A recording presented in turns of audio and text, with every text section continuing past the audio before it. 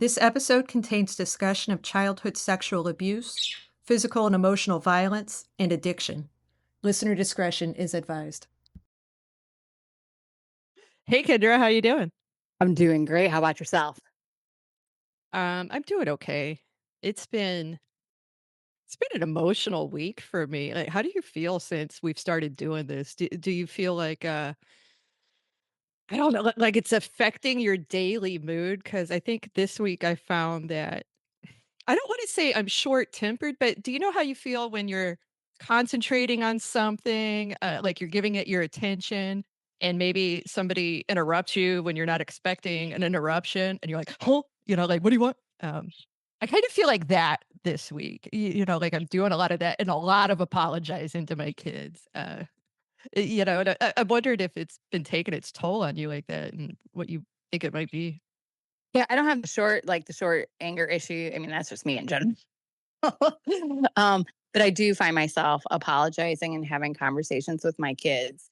And I'm grateful for that. I'm grateful for being able to recognize these things within us. Is helping me to recognize. I mean, yes, they didn't go to our through our trauma. Our children didn't go through that, but they've went through other traumas caused from our trauma. And it's been an eye opener for me with my kids. It's been an open dialogue. Um, and there's a couple serious conversations. I won't say a lot, but a couple serious conversations that really helped them heal and helped me as a parent. And the biggest one was having to tell them, you and I have messed up, yes, as parents, due to what we went through. There's certain things that maybe we were short tempered, or maybe we didn't do this enough, or we didn't show love in this capacity. But we are better parents than our parents were. And I reassured, especially my daughter, is you are going to be a phenomenal mom. You're going to be a better mom than I could be, just because you learned and you're learning now from listening to they don't listen to the whole story because I want to protect them, but listening to what we went through and why we are the way we are in some areas of our life has helped them. And now they can change patterns just like we changed patterns. Do you feel like you could have had this conversation with them 5 years ago, 10 years ago? Do you think you would have been in the right place to have been able to take that accountability? No, and I'll discuss that more in our topic today because it does have to do with our topic that we're going to be discussing today. So, no. Come on in and grab a seat. There's no better place to be. Two Midwestern Gen Xers emotionally stunted. Subtlety was not part of our upbringing. So here we are in all of our glory, country crocked. I can't believe it's not better. We talked about staying silent as kids, and that's a topic I want to explore a lot today. Um, what's been troubling to me this week is that I have put a lot of thought into that. Why I didn't speak out when I was a kid, and working through these conversations, doing this memory work, kind of putting myself back in that house growing up. I think that's what kind of took a toll on my body. And before we get into why we didn't speak up, can you speak to like what the effect has been on you as an adult? Like, can you feel like the bodily harm, you inadvertently imposed on yourself by just holding it in? You talked about cancer, that was one way it kind of manifested, but what are some other things that might be relatable to our listeners? Well, I'm going to start with the definition of minimizing, because that's for me that's what helped. Because we talk about it, but what does minimizing actually mean? It means to reduce the smallest possible amount, extent, size, as having the least degree of importance, value, or size. And for me personally, after reading the definition and then going through what we went through, having to face the question, why do we minimize this? Why do you minimize it? Why do I? Why do a lot of real victims minimize this? For me personally, I've done this with every trial in life, and maybe you can attest to it because you've known me my entire life. I did it with cancer. I did it with my dad leaving, going through my mom's breakdown caused by what she was going through at the time, and my mother's attack, that you're aware of, and et cetera. It goes on. And primarily because if I felt if I spoke about it, it would mean I had to face the darkness that resided in each trial, um, or I already felt minimized by the people that I wanted to talk to. You ever start a conversation, you automatically already feel whether it's their body language, whether it's by like their interruption of you, that you're already minimized. So that's why, I never understood why I did it. When I got diagnosed with cancer the first time and stuff, it was like, gun ho, I'm healed. I'm walking in it. It was always positive. I rarely shared the dark side of things. So I would minimize cancer. I minimized our childhood trauma. And I minimized like my dad leaving, my mom having a nervous breakdown, living through that. And then my mother was brutally attacked.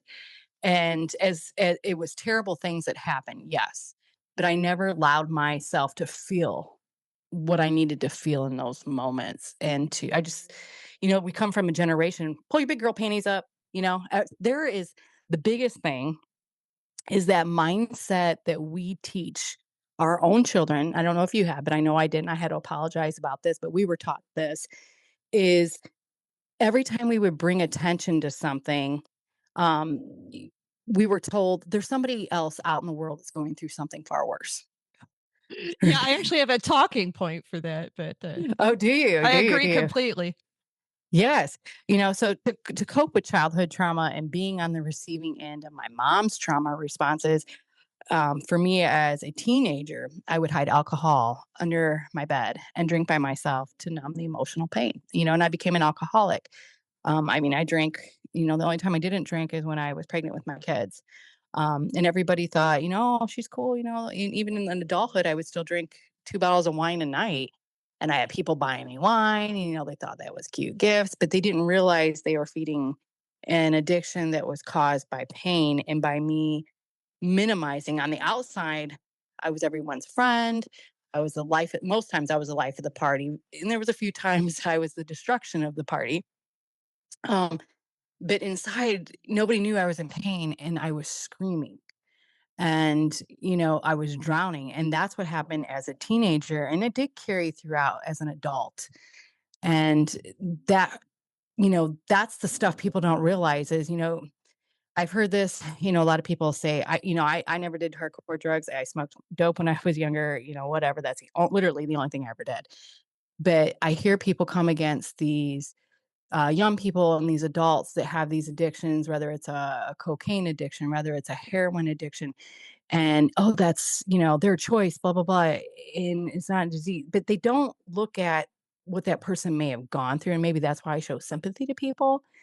I show sympathy to people that fight alcoholism or fight any kind of a numbing addiction because they're numbing something. Something happened Right. to them It's and you got so much to interject. I can tell. Go ahead, interject, and I'll finish up. no, I love that you can see my body language and how carefully I'm trying not to interrupt you. Like I'm a work in progress here. No, I get so excited when you talk about addiction because, I'm so sick of hearing adults pathologize children and other adults with addiction. And they make it out like, I didn't do that stuff, but I actually stopped drinking as well. Neither Kendra nor I really drink anymore. I'll drink socially. Kendra doesn't drink at all. But, I don't even have alcohol in my house now. I got to a point in my 30s where, like Kendra, I could drink 2 bottles of wine a night. And here's the thing that I wanted to interject. We're not getting drunk and plowed and swinging from the chandeliers. The point is that people don't understand. You don't feel anything. Like, a normal person might think, "Oh man, you had 2 bottles of wine. Like you you were a party animal. Like you were wrecked." Like, no. I don't want to speak for Kendra. I can speak for myself. Like I felt normal. I felt like it wasn't doing anything. Actually, is the Absolutely. better way to put it. It Absolutely. wasn't doing anything. So you just like the mustard, you keep drinking until you feel something.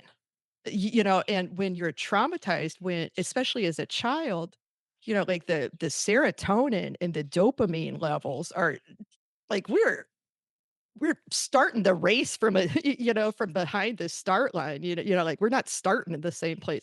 So it takes more to give us like the same amount of dopamine. And that's what I wanted to, kind of interject for the listener who might not, understand this behavior and this addiction. It doesn't feel like you're chasing a high. It feels like nothing. And you Yes. keep It's a drinking. numbing. Yeah, you keep drinking until you feel something, and the thing is, like, you never do feel something, you just end up going to sleep. And then, Right. there comes a point where that doesn't even work anymore. So that's what I wanted to add to that. No, and that's absolutely 100% true. You know, I had that mindset that I don't deserve to feel sadness or hurt because there's always somebody going through something far worse than myself. I'm sure you've heard that a million times from your mother or father. And I want to tell parents especially and people in general when somebody's trying to when they're finally opening up to you, do not say those words. Well, it'll be okay. Just what helps me is somebody else is going through something far worse. No, because that is minimizing. And that was, researching before we did this podcast episode. That's what started the conversation with my kids. 'Cause I felt, sitting there going reading through some things on my own and going through my own thoughts. It was like a complete conviction. Oh my God. Told them every time like something happened at school or something happened in a sport or something happened, whatever they were trying to tell me. Stop. There's people that are going far through far worse. And pull your big girl pants, your big boy pants up. And to me, that's why I went to my kids this week and I asked, "Hey, I need forgiveness for this. I mean, you don't have to forgive me, but I'm asking for forgiveness and I'm sorry that I did this. I'm sorry that I said that to you. I'm sorry I didn't give you a voice for you to express what you were truly feeling at that time because it was important to you and it happened to you. So if you're listening, parents, or if you're listening, anybody, just don't do that. Um, I I feel like, for me as the adult, the minimization created an alcohol problem. I'm not going to use it as an excuse. By no means. This is not a show for, oh my gosh, we went through childhood drama, so we have an excuse for everything we did in our life. No, there are no excuses. You have a choice no matter what. But these could lead to things. And if we can prevent something happening in your life, let Angela and I please listen to our stories and try to avoid our poor choices. Um, and, you know, and again, for those who never got an apology, I am truly sorry that you were ever minimized for anything you went through. I'm sorry. I completely get it. And I'm sorry. Thank you for sharing that. No, it's tough hearing your story, like I know your story. I've seen, it's like I was watching the, the live stream, but hearing you talk about it just kind of cements that it was really real. And it was real for me too. And, you talked a lot about being compared to other people. And I think that is a big part of it. When I was looking into this and trying to think about, why don't we say something? And everybody wants to know, like, why don't you say anything? Why don't you say anything? Why didn't you say anything? Well, there's a lot of reasons. The one Kendra talked about is remember when we would eat dinner and we were full, and we didn't want to eat anymore. And our parents would say, like, what about the starving kids in Africa? Yes, We're like, every what, time. like, first of all, like, is what is my refusal to eat that food doing for like, how am I furthering their problem? How am I making their problem worse? It's not like yeah, it's not like me not eating that food takes food out of their mouths or, like, improves the food supply upstream or anything like that. It's just crazy, but, this is kind of the comparison that's always made, and, it's the funny parallel to draw because we were always taught that if our pain and suffering isn't the worst pain and suffering, then it's not worth talking about. Like you don't have it as bad as those kids in Africa, like they're starving. Shut up and eat your green beans. Like never mind That's that. Never mind they're burnt or have too much salt on them, or like God forbid I'm full. yeah. Well, that's God where these forbid I'm eating full. disorders came from. You have Yeah. so many eating disorders. And I really believe it comes from that theory of you do not leave the table till you are finished. And I can't lie, I did it to my kids for a little while until I recognized, like, well, that's a big flaw. Um, Sorry, I I had to try interject not to there. no, I try not to do it either. My son went through a phase, uh, I feel like it lasted 2 years where he only wanted to eat cheese and chicken nuggets. And I said something to the pediatrician. He was like, like, kids have a funny way of balancing out their nutritional needs, like you'll find him snacking in a way that's, kind of picking up where his deficiencies lie, so it ended up balancing itself out, and I tried to pivot from that area. Another reason that kids minimize well, a reason that I would here, I don't wanna speak for kids anymore, I wanna speak for me, I wanna speak for my the Angela kid, and that's who I can speak about definitively. I didn't share because I didn't have the words to share when it started. My sexual abuse started when I was a baby. I started enduring repeated daily sexual abuse when I was in diapers before I could form words in my mouth or thoughts in my head. Kendra and I talked about being abused before school, when our mothers were at work. When I was a baby, my parents both worked in a factory and they couldn't afford daycare at that time. I don't know if you know this, Kendra, but, my dad didn't want me in daycare to save money. So my parents actually worked different shifts. My dad worked one shift at the factory and my mom would work another shift so that someone would always be home to take care of me. So there were 8 hours a day for sure, where my mom wasn't around, and then whatever sleeping time she had. But this was happening so frequently and so often as part of my daily it was normalized as part of my daily routine. This is pre-verbal conditioning, this is grooming, this is what a monster my father is. I know I called him a narcissist in the first episode, and that might have made some of you raise your eyebrows, like, "Oh, like 2026, we're so quick to label people." And, I'll try to use that word sparingly because I know it's a buzzword that gets overused, but, my father was, demonstrably a psychopath, and the defining characteristic of that is narcissism, but and lack of empathy and other stuff. But most psychopaths and sociopaths are narcissists, and we'll talk about that later. Because people might be wondering, if your father was such a jerk, why didn't other people notice? Maybe they didn't notice my symptoms, but they should have noticed he was a creepy guy, and we could explain all that. So I kind of grew up in this environment, in this abuse, but I did start to try to tell.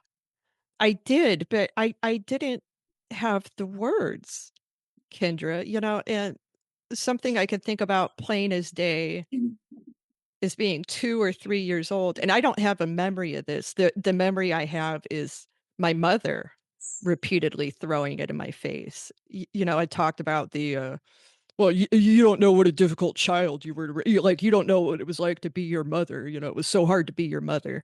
one of her stories about how hard it is to be my mother is that, when I was 2 or 3 years old, I would just scream and cry, inconsolably at night where I refused to go to sleep, and she would say, like, "Look," I don't know what she It's I'm a getting tough one. upset talking about my I'll, mom. yeah, it's a tough one. I'm going to interject to give you a minute. Um, I want to also add to our listeners, especially if you do know us personally, this is not a podcast where we get on here and we want you to be upset with our moms or and we don't want you to think that we're bashing our moms. Angela and I have gone through a lot of trauma, a lot of work, and a lot of healing. And we're still going through healing. And we have to share the past so that you can understand how we got to the future. So when we're talking a lot about past issues. And I want to make sure that's clear, because I did, Angela, I don't know if you have, but I've gotten the response back, well, your mom is such a great lady. Da, da, da. Listen, I know my mom's a great lady, but she had to work hard to become that great lady. And my mother and I have a relationship now, not one, and I've talked to Angela about this before, not one where we do things every day together or anything like that, but we have a respectful relationship, a loving relationship now that I didn't have growing up. And it was because of a lot of things in her life, and that's her story to tell. But it affected me as a kid as well, and there's some trauma from that. And but I don't want this to become anybody to think we're bashing our parents. But Angela did go through, and so did I. Her dynamics with her mom were much different growing up, and I remember. And I'm going to tell a story. I remember, she would be doing our hair, and she would never, your mom, and she would never like be upset with me or anything. But I mean, your mom could like rip some hairs and putting our hair in French braids. I mean, she really could. I learned to like With just your deal with it. eyeballs, like, pulled all the way back like this. Yes, Ugh. yes. And I'll never forget, Angela didn't do anything. And she got smacked upside the head, like bad with the brush. And it was all just because she went like, ow. And let me tell you, and I can vouch for it, it hurt, it did hurt.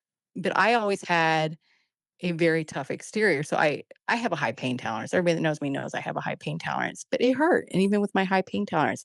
So that's the kind of stuff that Angela grew up in, plus having the abuse on top of it. And I'm so sorry that I couldn't like take you home at the end of every day. Because I knew what was going to happen. And that's the hardest part about this podcast for me is I couldn't change anything because of my age and because of our, how young we were. But I'm gonna let you go back to your thought. Thank you for letting me collect myself for a second. Um, yeah, I feel like when I could start forming words, when I did start having emotions and feelings about it, I was trying to express fear. I was trying to express anger, but I didn't have the words. And my mom, she'd get so angry with me trying to put me to bed and just confused as to why I would just and I know a lot of, we've all dealt with toddlers and my goodness, I I'm looking forward to grandkids, but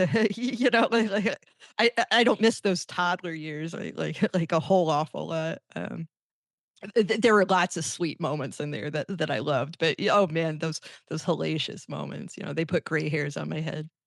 But I would cry out to my mom that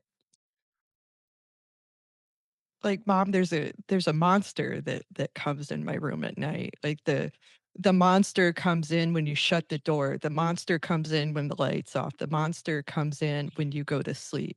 The monster comes in every night, and she would just beat the hell out of me every night because that's what they did in the 80s. You wanna cry? I'll give you something to cry about.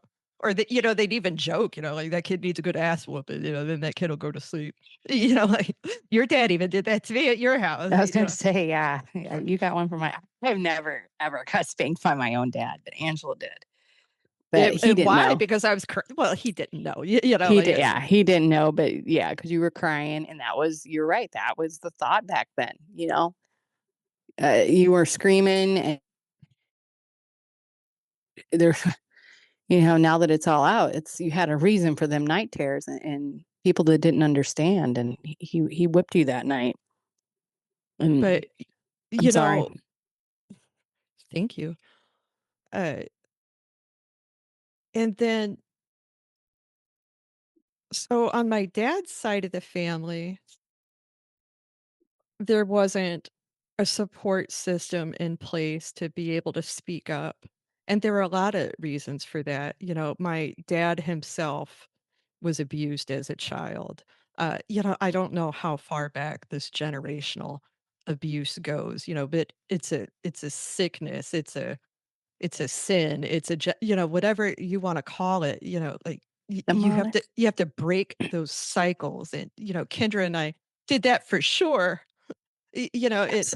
We haven't been able to sever, like, all the emotions that have come with that, but, on my dad's side of the family, that abuse was almost normalized, like, they went through it, and so it's just expected that we go through it without protesting too. And here's the thing, my dad, he didn't start with me, he didn't start with you. He had been doing this for decades.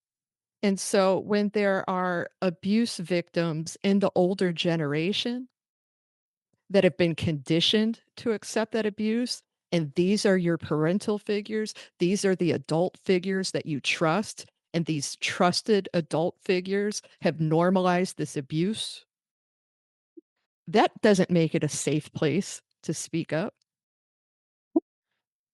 and I talked about my brother. I have 2 brothers. The brother that passed away, his name is Christopher.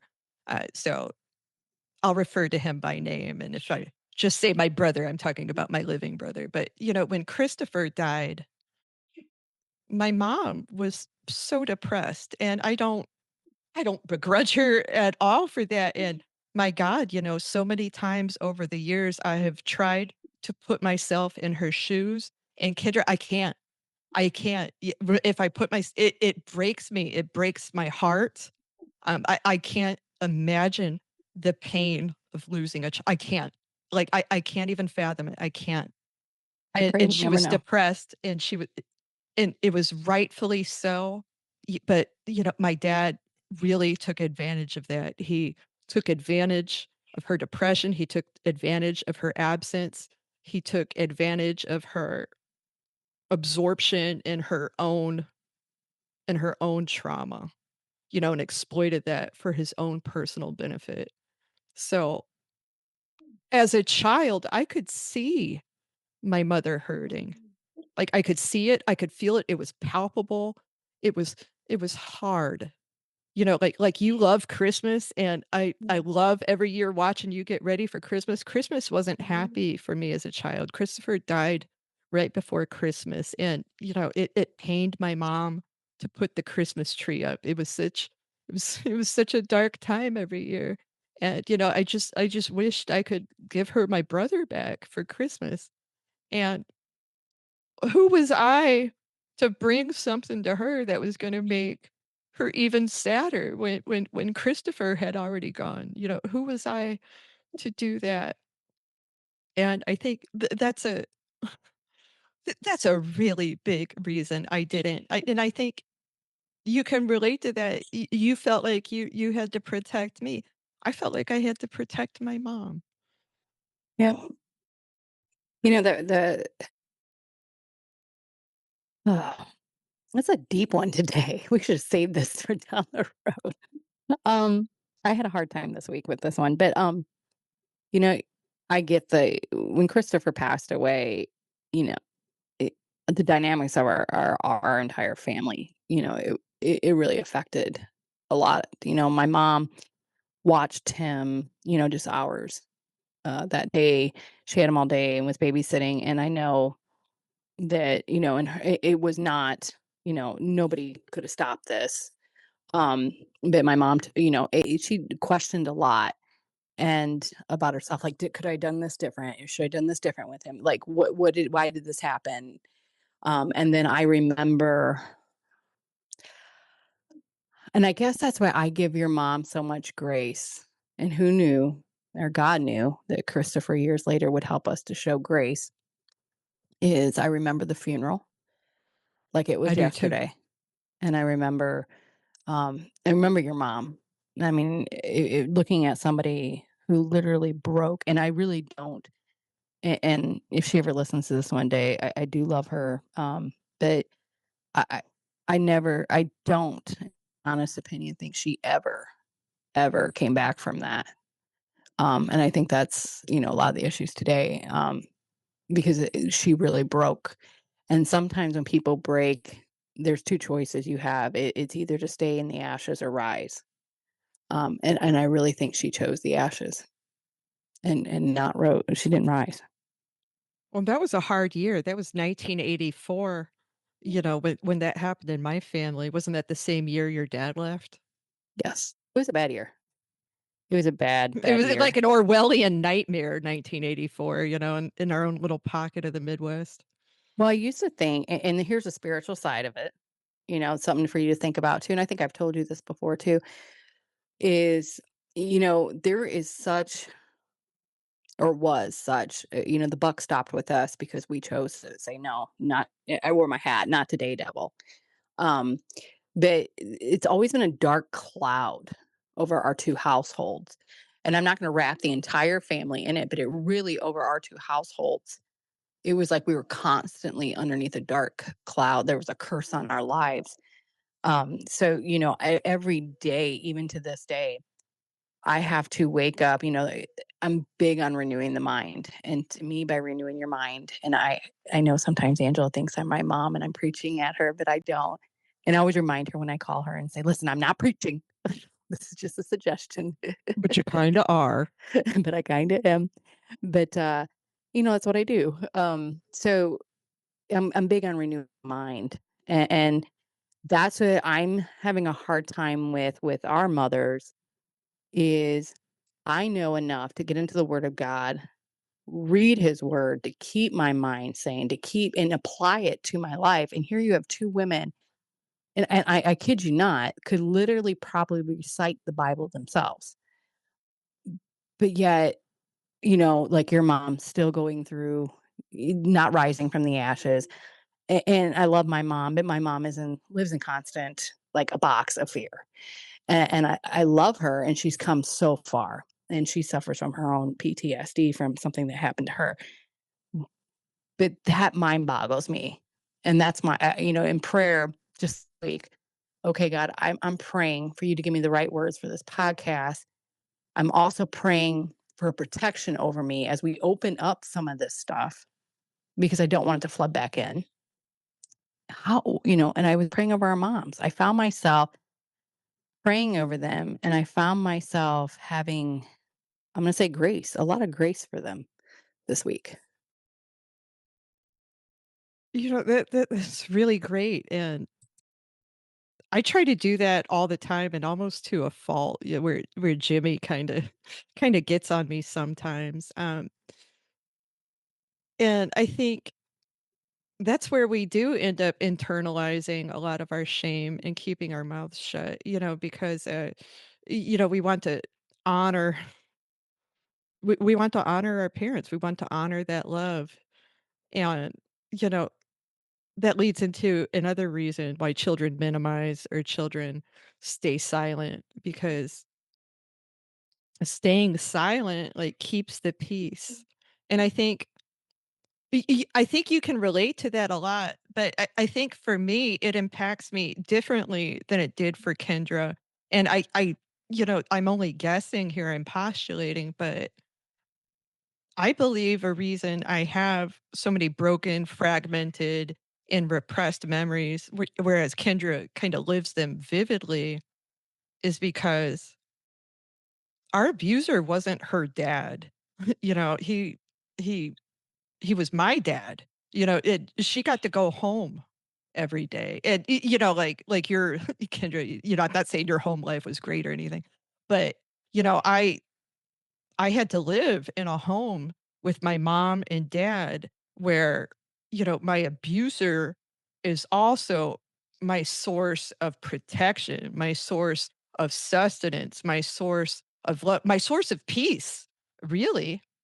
Um, you know, keeping the silence kept me safe, you know, and we kinda do that as adults too, you know, like, why do adults minimize? And, like, let's just take this out of the trauma discussion and, you know, into an area that everybody can relate to. You know, like relationships, marriages. Uh, they always tell us fake it till you make it. You know, and what is it? That sounds like it could be like toxic advice outside of with no context or anything, but we do that a lot. We do fake it till we make it. They say pick our battles, you know, so we know we're unhappy, you know, but like we're optimistic. You know, like maybe in your marriage, Kendra, there's something you're biting your tongue about, you know, and stewing about for, you know, like there's nothing you've told me. So if Justin's listened to this, like I'm not sitting on any secrets here. Oh, he knows I've tried smothering him with a pillow because of his snoring or because I'm right about something. No, I did not really smother him with a pillow, folks, but I did threaten him.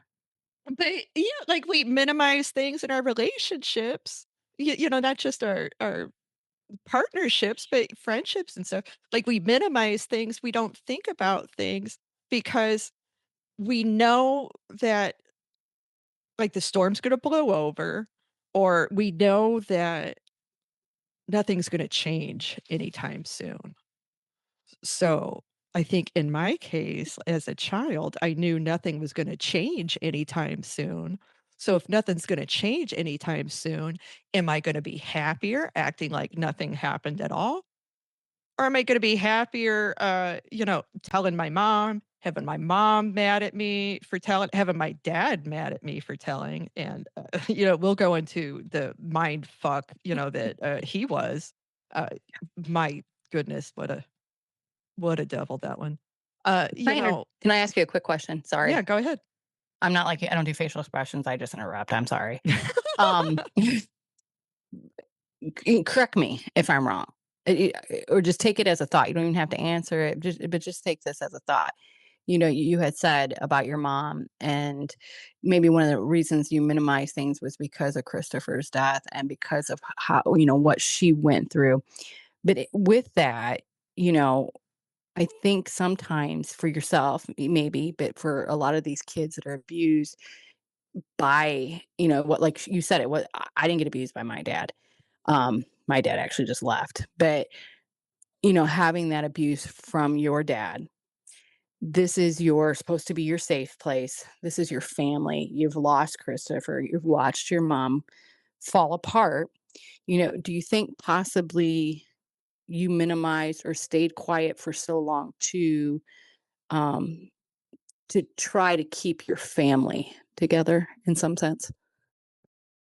Well, absolutely. You know, that was part of the mental abuse that my dad would do.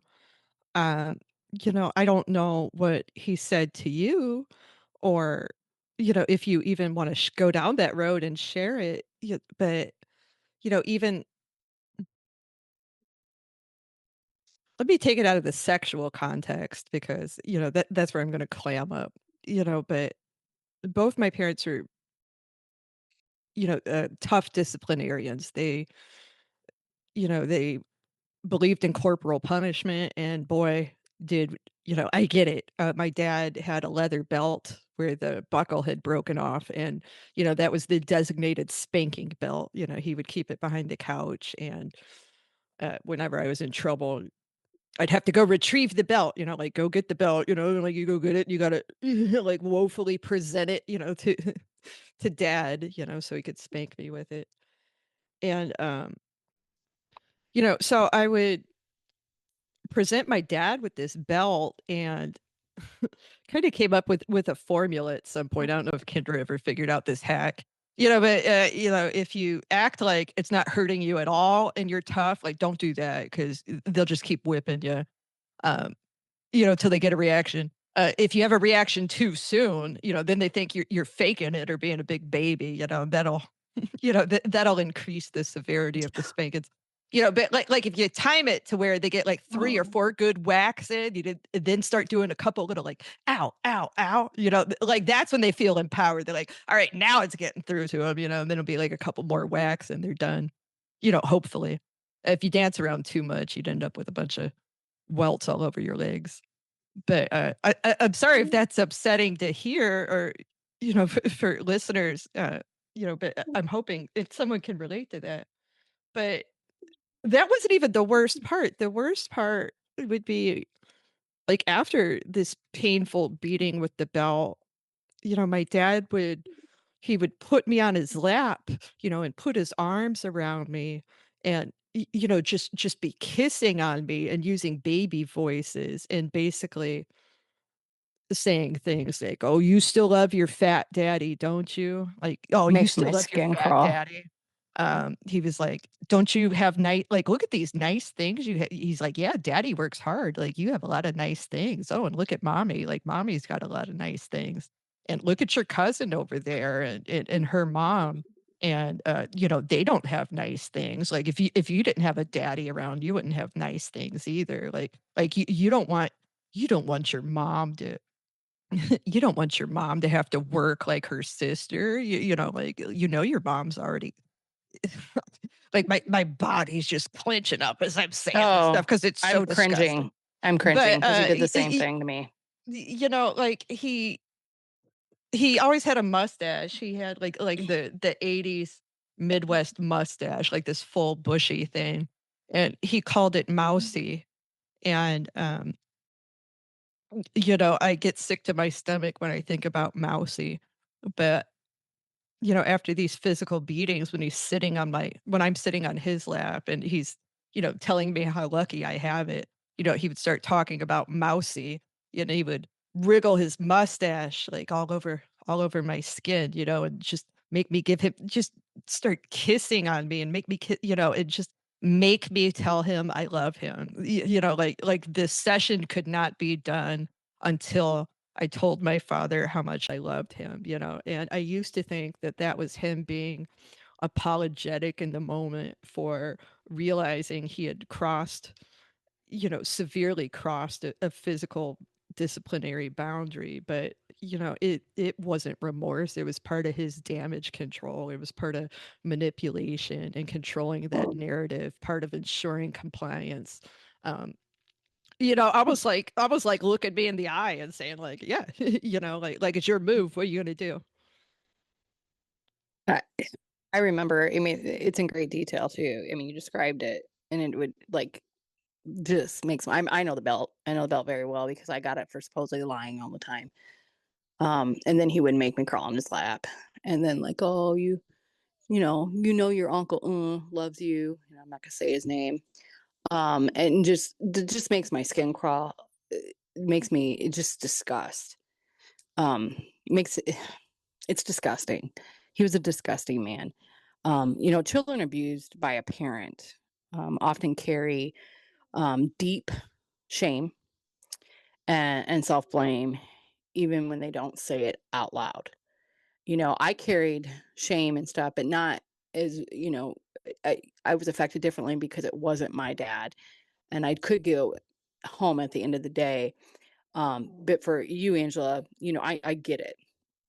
And I want to write, from me to you, if your mom never says it and you're not going to hear it from your dad, this was not fault. You did not cause it, and you absolutely didn't deserve it. Because a lot of times when before we get on these podcasts during the week, I don't just look up what I'm going to feel, but I look up the difference between Angela and I and what may be different in how we feel because it was her dad. Um, and I just yeah, these stories that you're going to hear throughout this podcast, we're still healing from them, you know, and one day we're going to walk away, or we might get on this podcast and say, you know what? That part's gone. But right now it's not. And that's why we did this. And I know for some of you, it's not gone yet. And you're tired of people minimizing what you're trying to say. You have a voice. Speak. Speak. If a child comes to you, don't say, well, that child's known for lying, or that child, stop. Give them their voice. Let them speak. And do not compare traumas. I have said this from, I think, day one podcast. Stop comparing people's traumas. Everybody, listen, folks, I promise you, we have all, as an entirety, been through something in our lives that has affected us greatly, whether it's child abuse, whether it's something else. You have a right to feel whatever happened to you. Feel it. Don't let anybody rob you of those feelings. Don't let people quiet you. So Angela, I personally, when I read your stuff of what you could possibly be facing or going through with it being your dad, and seeing, the deep shame and the self-blame, it speaks volumes of all the signs that you've already talked about with your introvert, burying yourself in books, your validation. And please don't take this the wrong way. And I'm not, I would never share anything private between that we talk about that you've asked not to share. But I did receive a morning text from Angela, and apologize for something you didn't need to even apologize about. And I want to let you know, I never, ever, ever think that you're trying to get validation through something like this or something, I please. hate that I apologize all the time. And that, and I used to do that. That was something I can honestly say in this podcast, I am completely healed of. My dad used to say that when I would start going to his house every other weekend, it was constantly, I'm sorry, I'm sorry, I'm sorry. And yes, my dad did not sexual abuse me, but there's trauma there from a parent leaving. And he is part of the problem. If he wouldn't have left, I wouldn't have had to go to your house. I wouldn't have had to have been exposed. But I will say, I'm not going to say, God never does any of this to us, but I will say this, and it might sound, you might not agree, we're allowed to go through things in our life. We are. And it says in the Bible that he knows every hair in our head. He knew us before we were in our mother's womb, that he knows everything we were going to go through. And I'm going to ask when we get to heaven one day, trust me, I'm going to ask the big guy, like, seriously? But I really think that other people may not have been able to make it out like we did. They would still be in the ashes. I have watched you, Angela, rise like a phoenix. And I told you this the other night. You are a phoenix. You took everything that was meant to destroy you, break you, and you rose. And I did the same. See, I always had, I think the enemy with this dark cloud, I think the enemy has been out to destroy us from the beginning. I really do. And you have two choices, folks, when you go through something. You either rise, and I hope today that these two women that you're listening to can encourage you to rise. And and if you need help, reach out. Reach out. Go seek counseling. Seek somebody you trust, but you need to reach out. And I want to let you all know, and then I'm gonna check out and let Angela close us out. There is this, this is not your fault. This is not your fault that these things happen to you. And Angela, I love you. You are an amazing human being. You have become a great mom, a great partner to Jimmy, a great cousin. You've been my support system for many years. And you have rose, and you are beautiful. You're one of the most beautiful phoenixes I have ever laid my eyes on. I love you. Well, I love you too, and thank you. it's hard to hear those words and receive those words for me, and I think for a lot of people because, we tend not to believe them. We talked about a lot of good reasons why children minimize, why children don't share, and one that we didn't touch on is the shame, and that was my dad. Like, every kid wants to have the best dad. Like, what do you get to brag about when you're a kid? You get to brag about, like, how awesome your dad is, and you go to all these other sleepovers and birthday parties, and they all have these great loving dads that, kiss their wives and hug their kids and, are wholesome, and just child appropriate behavior that isn't condescending, and you want to present to everyone around you that you have that too, because we already feel different. We already feel broken. We already feel like it's our fault or we invited it. And God, we didn't, but if we can keep up this facade, if everybody else thinks we have a great dad and a great family and a great home, then maybe we're not going to get made fun of at school. We're not going to get made fun of at church. Like we get to feel normal for a little while when we're outside of our houses if everybody thinks we have a great dad and a great family, so you don't want to go somewhere else and tell them that you're not normal because like those hours you're away from the house, like that is heaven. That is heaven, and you get to live in whatever reality you want. So why wouldn't a child want to live in that reality as long as they possibly could? Like, why wouldn't they want to make that their existence? And I think, my mother, for one, and a lot of adults, well, they're like, well, how come you never told me? How come you never told me? How come you never told me? I didn't know how to tell you. I was trying to tell you. Kendra didn't know how to tell you. Kendra was trying to tell you. We were drawing pictures. We were having trouble sleeping. We were crying out. But I mean, we weren't even being taught the right words to say. And, I listened back to our previous two episodes, and one thing I regret or wish I would have said when you asked about what is sexual abuse, how do you define sexual abuse? How does your child define sexual abuse?